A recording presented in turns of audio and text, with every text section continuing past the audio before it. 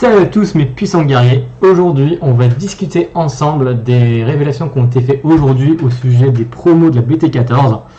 Il y a plein de choses à dire et franchement je voulais vous faire justement un peu ma réaction à chaud de ce que j'ai vu. Et la première chose les gars c'est ça, c'est... Qu'est-ce qu'ils ont fait? Ça fait plaisir, vraiment. Violent Trace, ils l'ont réédité comme ça. Le seul bémol que je vais mettre c'est que du coup... Et vu que c'est pas une winner et qu'en ce moment toutes les cartes promo sont éditées en commune, avoir ça sans folle, ça va me faire un peu mal au cœur. Mais par contre, je trouve ça cool pour les nouveaux joueurs ou des joueurs qui raccrochent un peu le wagon dernièrement, surtout si vous êtes joueur rouge. Avoir cette carte là en promo, en plus en tournoi boutique, bah c'est tout bénef. Sans parler de codes de spéculation, enfin ça, on met de côté.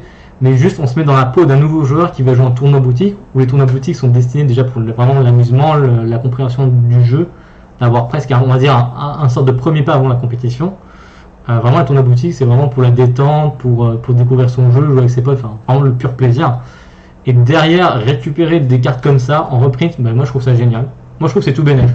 Je pense que là Bandai a beaucoup aidé, enfin beaucoup plutôt écouté, c'est ce que je voulais dire, beaucoup écouté la parole des joueurs, la demande de ce qu'on voulait, et la conclusion elle est là, et ils nous ont écouté, et ça fait super plaisir. Clairement, retrouver une carte comme ça en promo, en jouant, ça fait plaisir. Après, il faut voir le nombre de promos différents, donc ça va être un autre débat. Je préfère d'attendre d'avoir l'information, je ne l'ai pas encore vu, mais j'espère pas qu'on aura une flopée de promos avec 18 promos différentes encore, mais s'il n'y en a pas beaucoup, bah franchement c'est cool.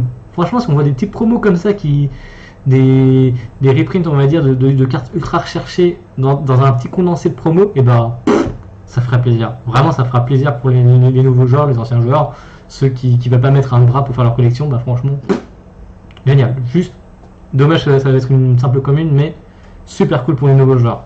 Franchement c'est cool. Ensuite quelques promos ont été révélés et on va commencer par celle-ci qui est la masquette, pas la masquette, c'est ce que je dis, la Ape.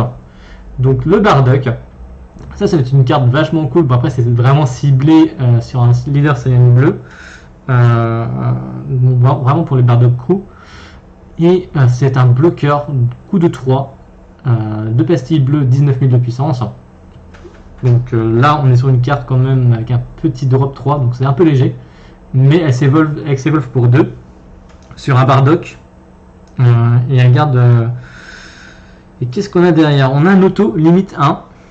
Donc si votre leader est un Saiyan bleu, quand cette carte elle est jouée en fait, vous allez pouvoir jouer à côté une carte Grit App, Bardock Crew, avec un coût d'énergie de 4 ou moins directement depuis votre deck, et vous négez ses effets pour le tour en la jouant.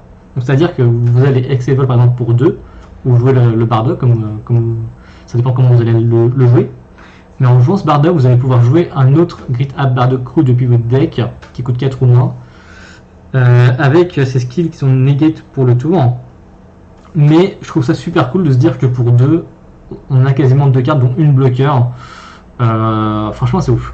Franchement, c'est ouf. Et derrière, il y a quand même un auto où, si vous n'avez pas de Bardock bleu Grit App en jeu, à la fin du tour, vous allez relever une énergie.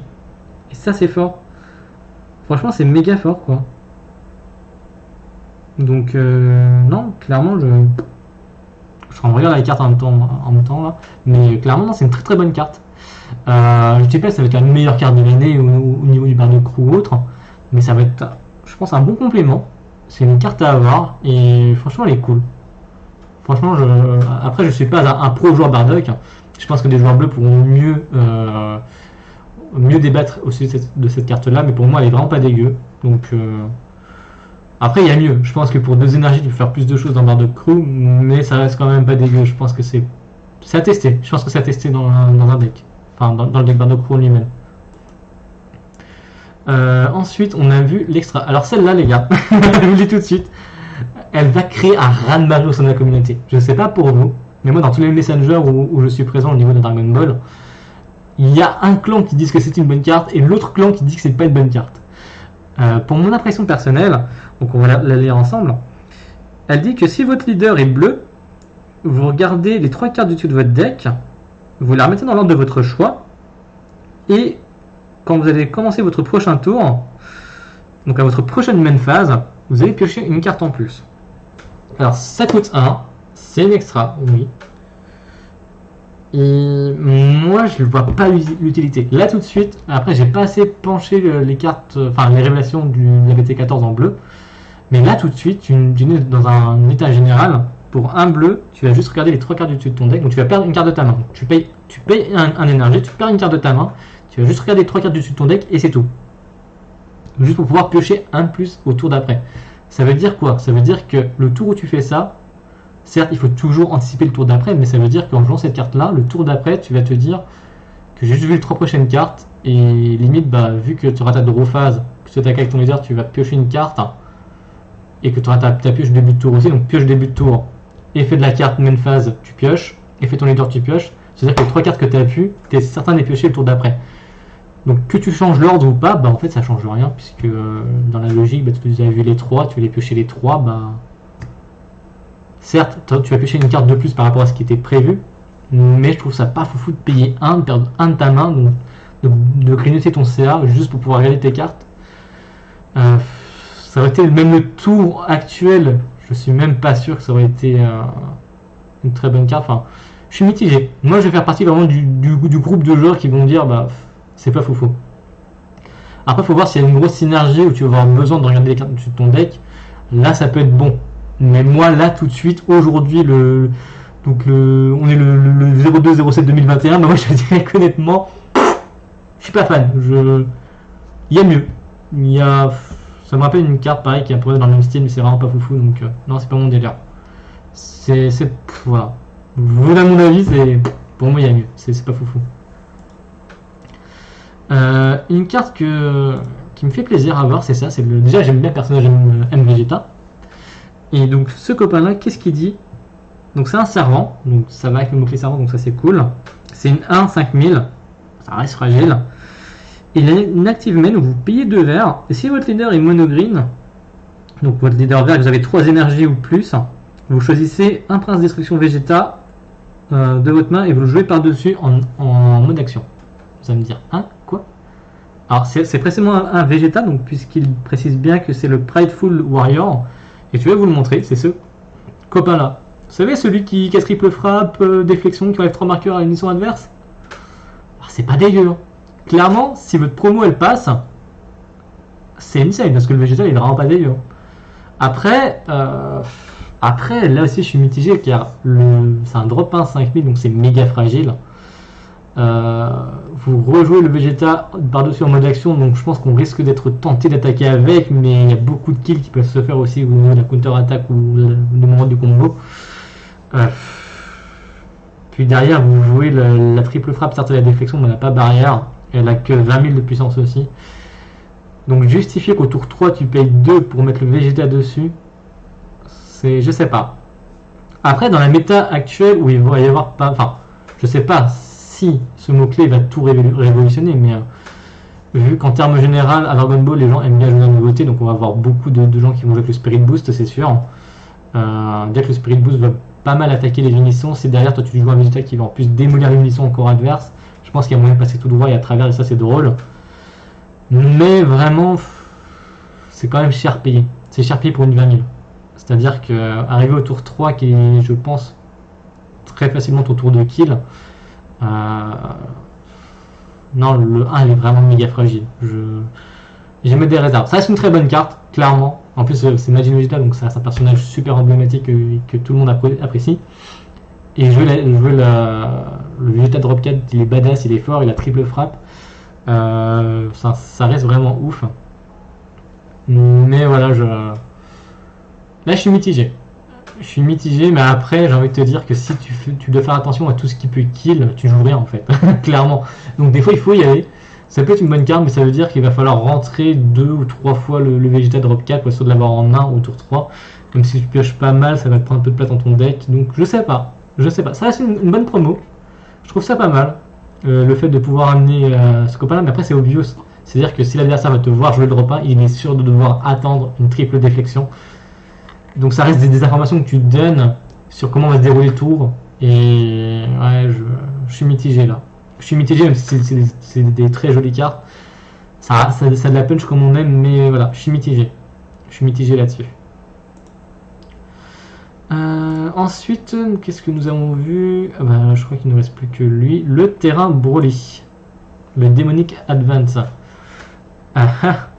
Alors là, les gars, le Demonic Advance, c'est un terrain.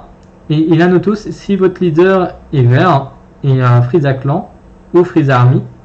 Quand cette carte est jouée dans votre zone de combat, vous pouvez jouer jusqu'à un monogreen Broly BR carte avec un coût de 3 ou moins depuis votre deck avec ses skills negate pour le reste du tour et vous mélangez votre deck, donc ça c'est logique.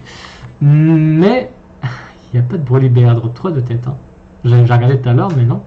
Donc ça veut dire que ça annonce du Broly BR dans la BT14, on est d'accord. Ça annonce donc une nouvelle chaîne, Broly, qui joue avec des terrains dans King Cold. Tu sens ce silence pesant?